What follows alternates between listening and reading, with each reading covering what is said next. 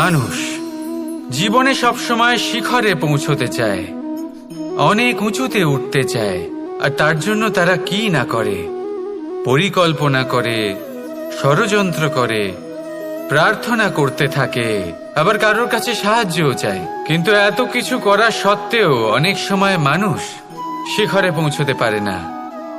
যদি পৌঁছেও যায় তাও খুব তাড়াতাড়ি নিচে নেমে আসে। এর কারণ কি? একটা উদাহরণ দিয়ে বোঝানো যাক। এই হলো ময়ূর পেখম, আর এই হলো পাথর। যদি এই পেখমকে হাওয়ায় ছুঁড়ে দিই তবে ও উড়তে থাকে, কিন্তু এই পাথর অতি শীঘ্রই মাটিতে নেমে আসে। এর কারণ কি?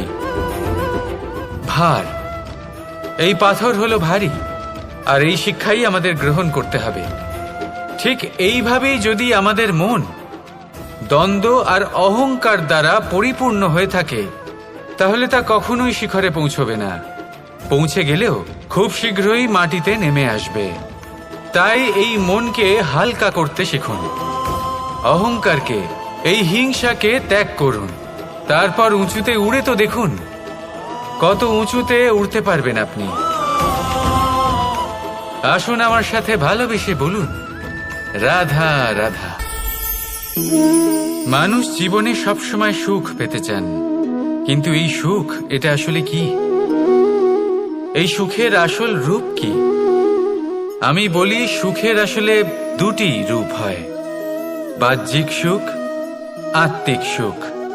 আর এটা ঠিক তেমনই হয় যেরকম আমাদের শরীরের সাথে জড়িত ছায়া আর আমাদের শরীরের মধ্যে বসবাসকারী আত্মার। যদি ছায়ার কথা ভেবে দেখেন তাহলে বুঝতে পারবেন, আমাদের শোবার সময় ভোরবেলা এই ছায়া অনেক বড় হয়ে যায়। যখন এই সূর্য মাথার ওপরে চলে আসে, তার তাপ বেড়ে যায়, তখন এই ছায়া ছোট হয়ে যায়। আর যেই অন্ধকার নেমে আসে, এই ছায়া আপনার সঙ্গ ত্যাগ করে। এরকমই হয় বাহ্যিক সুখ। আর এবার কথা বলি আমাদের শরীরের মধ্যে বসবাসকারী এই আত্মা। এই আত্মা কখনো আমাদের সঙ্গ ত্যাগ করে না, সব সময় আমাদের সাথে জড়িয়ে থাকে। এরকমই হয় আত্মিক সুখ, যা সব সময় আমাদের সাথে থাকে। আত্মিক সুখ কারোর সেবা করে, আত্মিক সুখ কাউকে সাহায্য করে, আত্মিক সুখ প্রেম বোধের, যা কখনো আমাদের সঙ্গ ত্যাগ করে না। সেখানে বাহ্যিক সুখ, যতক্ষণ আপনি সম্পন্ন কিছু মানুষ এবং সুবিধার সাথে আছে, এই বাহ্যিক সুখ আপনার সাথে থাকবে। সম্পন্নতা চলে গেলে, মানুষজন চলে গেলে, সুখ সুবিধা চলে গেলে, বাহ্যিক সুখও চলে যায়। তাহলে এই আত্মিক সুখ খুঁজে নিন এবং সেই সুখের সাথেই বলুন, রাধা রাধা। মানুষ নানান ধরনের বাসনা পোষণ করেন, তাদের নানান ইচ্ছে থাকে, অভিলাষা থাকে, নানান কামনা করতে থাকেন, স্বপ্ন দেখেন, প্রার্থনা করেন যেন তা সফল হয়, নিজের সম্পন্নতা কামনা করেন, আর শেষে নিরাশ হয়ে যান কারণ এসব কিছুই পান না। আপনাকে একটা ছোট্ট উদাহরণ দিই। জঙ্গলের রাজা কাকে বলা হয়? সিংহকে। এবার যেহেতু সিংহ বনের রাজা, তাই হরিণ তো তার কাছে এসে এটা বলতে পারে না যে আপনি হলেন বনের রাজা, তাই আপনি আমাকে মেরে ফেলুন, আমাকে খেয়ে ফেলুন আর নিজের ক্ষুধা নিবারণ করুন। এমন তো হয় না। সিংহ যতই বনের রাজা হোক, তাকেও পরিশ্রম অবশ্যই করতে হয়, তবেই তার ক্ষুধা নিবারণ হয়।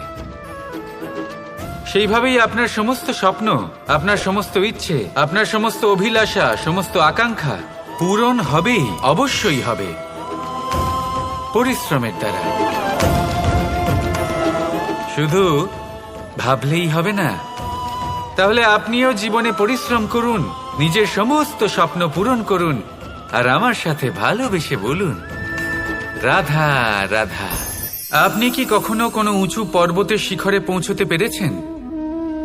যদি পৌঁছে থাকেন বা যদি আপনি কোনো উঁচু পর্বতের শিখরে যান, তাহলে ভালো করে দেখবেন, আপনি যত উঁচুতে অগ্রসর হতে থাকবেন, আস্তে আস্তে সমস্ত বনস্পতি বিলুপ্ত হতে থাকে।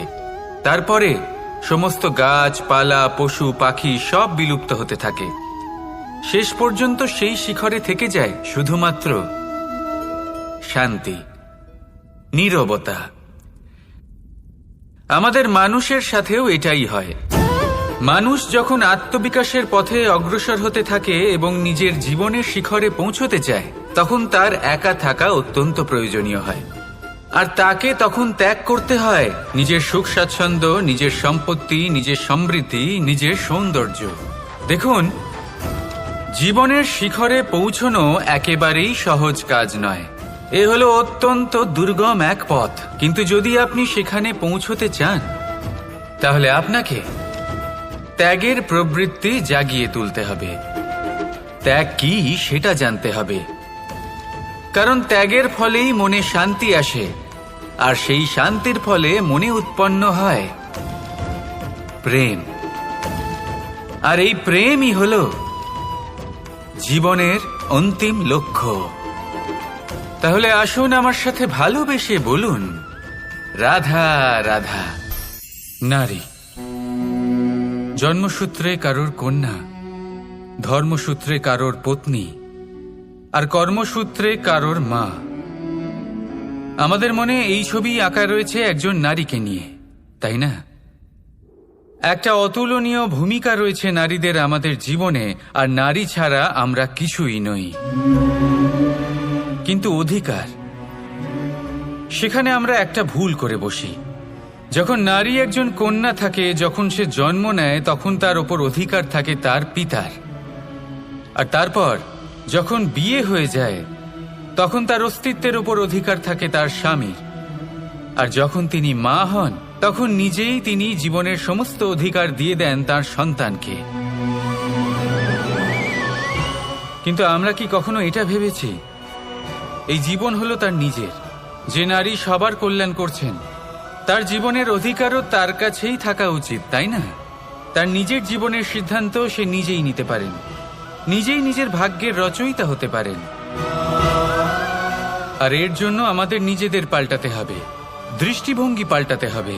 কারণ এই ধারণা সেটা আজ বা কালকের ব্যাপার নয়, এটা ঘটে চলেছে বহু বছর ধরে, আর চলতেই থাকবে যদি আমরা এটা না বদলাই। আর এটা তখনই সম্ভব হবে যখন আমরা নিজেদের মধ্যে পরিবর্তন আনব। তাই আজকের পর থেকে, এই মুহূর্ত থেকে, কোনো নারীর ওপর অকারণ অধিকার স্থাপনের আগে সহস্রবার ভেবে দেখবেন। কারণ যখন নারী নিজের অধিকার কেড়ে নিতে বাধ্য হবেন, তখন শুধু এবং শুধুমাত্র বিনাশই ঘটবে। রাধা রাধা।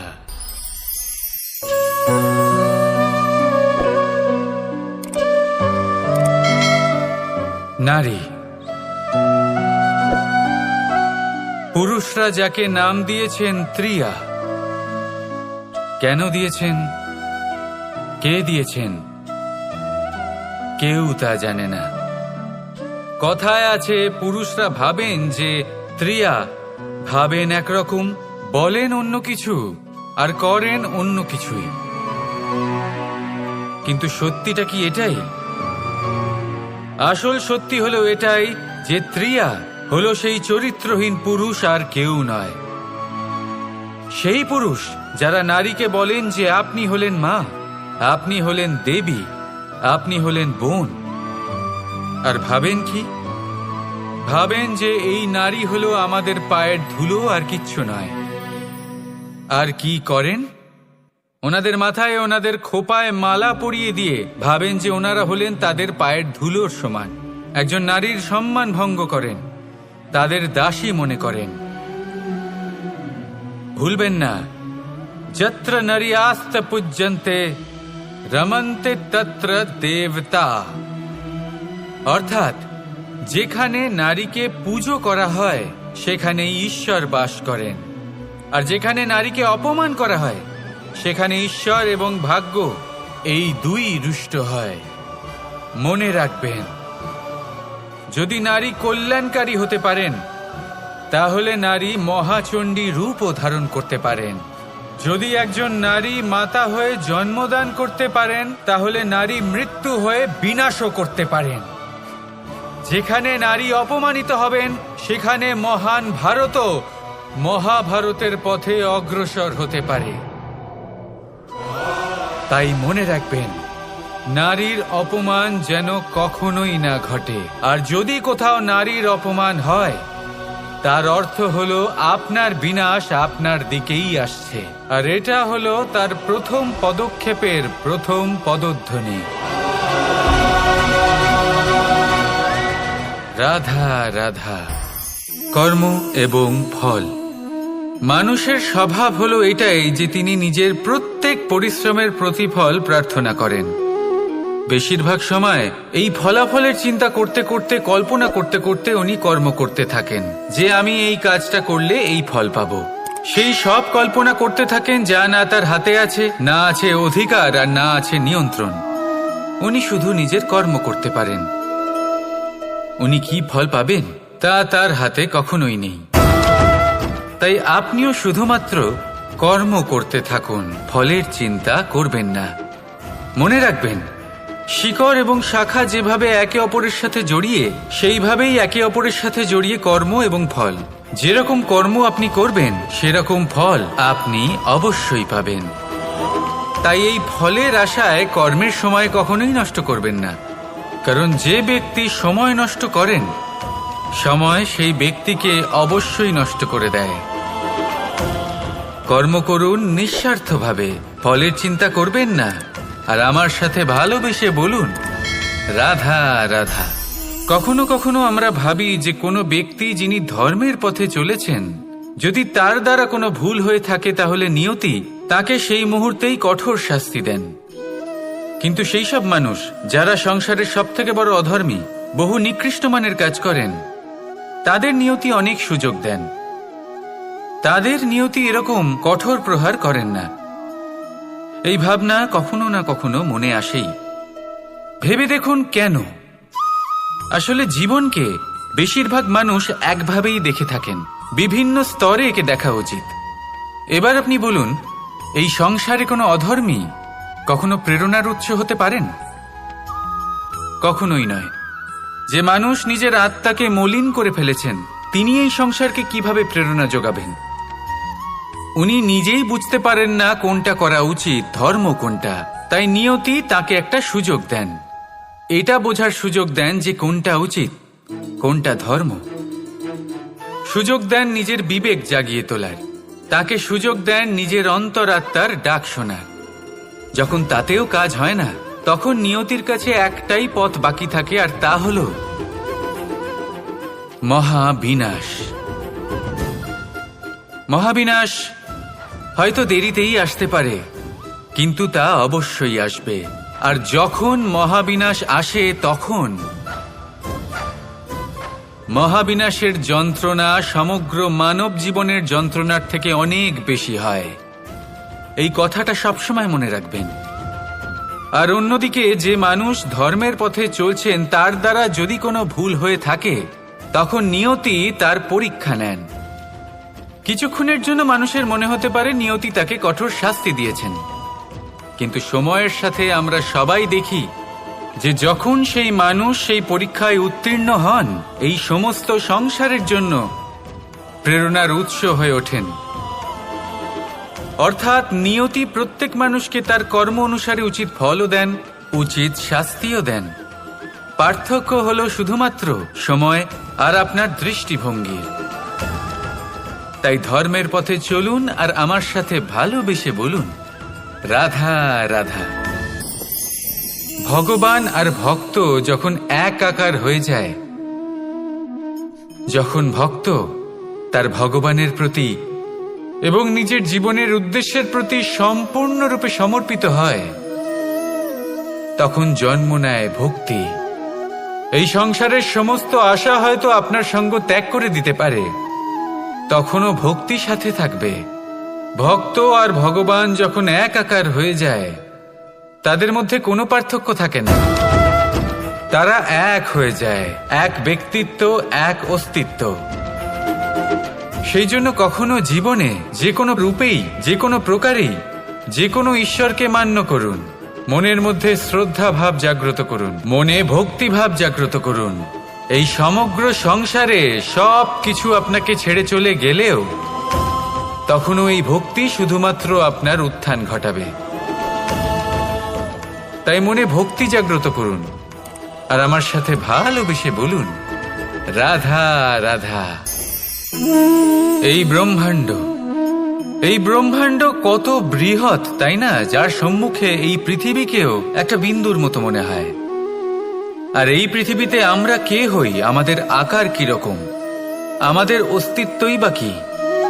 যখন আমরা এভাবে ভাবি তখন মনে হয় আমরা কিছুই নই।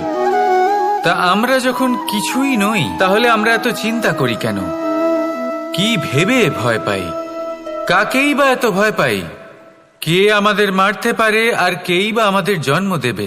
আত্মার আসলে না কখনো জন্ম হয় আর না কখনো মৃত্যু।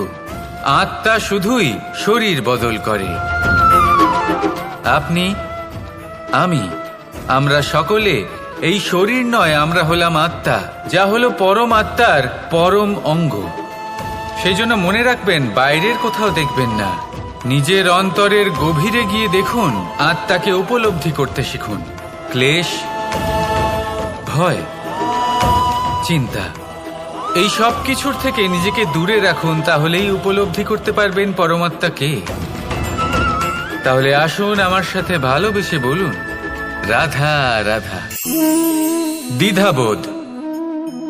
অনেক সময় আমরা জীবনে সেই বাঁকে এসে পৌঁছই যেখানে আমরা বুঝতেই পারি না যে এবার কোন দিক নির্বাচন করা উচিত।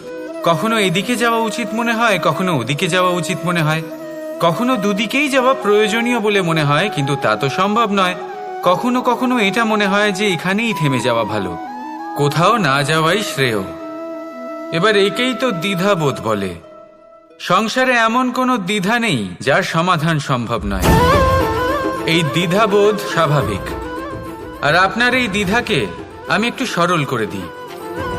দ্বিধাগ্রস্ত হয়ে নির্বাচন করলে তখন এটা মাথায় নিয়ে করবেন যে আপনার এই নির্বাচনের ফলে এই সংসারের ওপর, এই সমাজের ওপর কি প্রভাব পড়তে পারে। নিজের লাভ ক্ষতির বিষয়ে ভাবা ছেড়ে দিন আর কর্ম করুন সংসারের মঙ্গলের জন্য, আগামী প্রজন্মের মঙ্গলের জন্য। ভাবুন আপনার এই নির্বাচনের জন্য কিভাবে তাদের জীবনের উদ্ধার সম্ভব। কারণ এই ভাবনাই হলো উচিত ভাবনা। কারণ অনেক সময় ওষুধ একটু কড়া মনে হতেই পারে, কিন্তু এই ওষুধই তো রোগ মুক্তি ঘটায়। সেইভাবে আপনাকেও এই দ্বিধার মুহূর্তে কঠিন নির্বাচন করতে হতে পারে। এই কঠিন নির্বাচন জীবনে কঠিন পরিস্থিতিও আনতে পারে, কিন্তু যদি এই নির্বাচন ধর্মসঙ্গত হয়, যদি এর দ্বারা সংসারের মঙ্গল হয়, তাহলে এই নির্বাচনই হলো সঠিক নির্বাচন। আসুন আমার সাথে ভালোবেসে বলুন, রাধা রাধা। আপনি কখনো কোনো সাধারণ পাখি দেখেছেন? যেমন বাবুই। সে কি করে? সে কোনো গাছের ডালে নিজের বাসা বানায়। এবার সেইখানে বাসা বানানো সহজ ব্যাপার, কারণ সামগ্রী আশেপাশেই পাওয়া যায়। কিন্তু সমস্যা হলো আক্রমণ। কোনো সাপ বা অন্য কোনো পশু ওর বাসাতে ওর সন্তানদের উপর না আক্রমণ করে বসে, এই ভয়ে তার সব সময় থাকে। আর এটা সব থেকে কঠিন ব্যাপার এদের জন্য, নিজের বাসায় নিজের সন্তানদের সুরক্ষা। আর বাজ পাখি, যদি আমরা বাজের কথা বলি তাহলে তারা কি করে? বাজ পাখি কোনো উঁচু পাহাড়ের শিখরে, কোনো পাথরের খাঁজে নিজের বাসা তৈরি করে। এবার ওখানে বাসা বানানো একেবারেই সহজ ব্যাপার নয়, কারণ সামগ্রী আশেপাশে পাওয়া যায় না, দূর থেকে নিয়ে আসতে হয়। কিন্তু সেইখানে আক্রমণের ভয়ও কখনোই থাকে না। এইভাবে উচিত রূপে ও নিজের বাসা রক্ষা করতে পারে, নিজের সন্তানদের রক্ষা করতে পারে। এর সারমর্ম হলো এটাই, যদি সমস্যা বড় হয় তাহলে সমাধানও উচ্চমানের হওয়া উচিত। একটা বাজ পাখির মতো ভাবা আরম্ভ করে দিন। জীবনে যে কোনো সমস্যা ছোট মনে হবে। রাধা রাধা। ভোজন। এবার ভোজন সংগ্রহ করার জন্য মানুষ কি না করেন, সব সময় চেষ্টা করতে থাকেন। ফসল উৎপাদনের জন্য অনেক পরিশ্রম করতে থাকেন, কিন্তু অনেক সময় অনেক পরিশ্রম করার পরেও ফসল ভালো উৎপাদন হয় না। এর কারণ কি? কারণ হলো এটাই যে আপনি পরিশ্রম হয়তো অনেক করেছেন, কিন্তু আপনার নজর তো সেই বীজের দিকে ছিলই না যা আপনি রোপণ করেছেন। সেই জন্য সব সময় কোনো বীজ রোপণ করার আগে তাকে পরখ করে দেখুন। তা অত্যন্ত আবশ্যক। আর সেইভাবেই যখনই কোনো কর্মের প্রশ্ন আসে, তাহলে সেখানে শুধুমাত্র পরিশ্রম যথেষ্ট নয়। সেই কাজের প্রতি আপনার কর্তব্য কি, আপনার উদ্দেশ্য কি, সেটা জানা হলো অত্যন্ত গুরুত্বপূর্ণ।